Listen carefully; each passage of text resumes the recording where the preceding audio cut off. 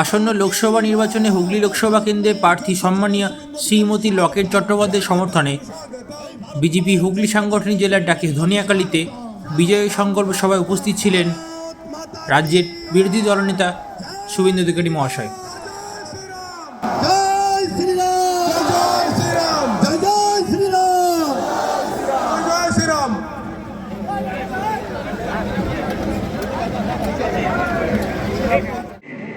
आगामी 20 में আসছে দিন, আগামী 20 में আসছে দিন, সকাল সকাল ভোট দিন, বোতাম টিপে ভোট দিন, বিকশিত ভারতের লক্ষ্যে ভোট দিন, চোর তাড়াতে ভোট দিন, গুন্ডা তাড়াতে ভোট দিন, লকেটজিকে ভোট দিন, মোদীজিকে প্রধানমন্ত্রী করতে ভোট দিন।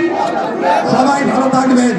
সকলকে ধন্যবাদ জানিয়ে শুভেচ্ছা জানিয়ে আগামীকাল আমাদের প্রার্থীর নমিনেশন, আগামীকাল হাজার হাজার কর্মকর্তার শুভেচ্ছায় গুরুজনদের আশীর্বাদে কালকে উত্তরাখণ্ডের মুখ্যমন্ত্রী পুষ্কর সিং ধামের উপস্থিতিতে মাননীয় লকেট চট্টোপাধ্যায় নমিনেশন করবেন।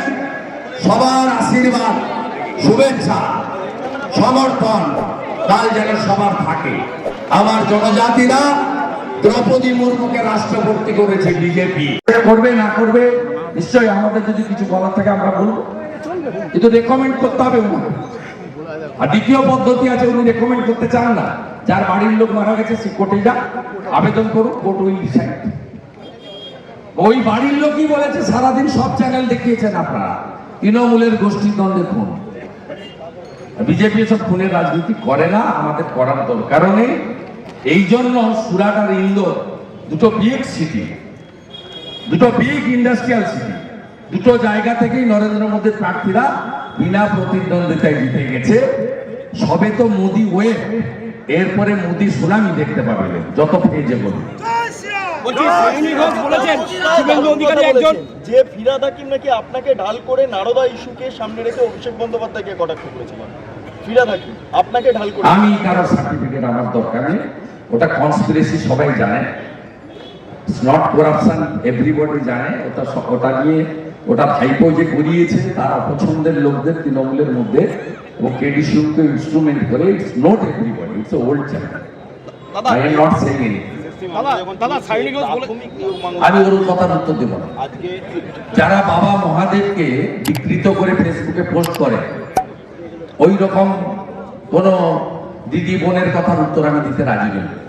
উনি আসানসোলে লড়েছিলেন, মহাদেবকে অপমানের বদলা ওখানকার মানুষ নিয়েছিলেন অগ্নিমিত্রা পালকে জিতিয়ে। উনি যাদবপুরে লড়ছেন, সনাতনীরা বদলা নেবে, ওখান থেকে ডক্টর অনির্বাণ গাঙ্গুলি জিতবে।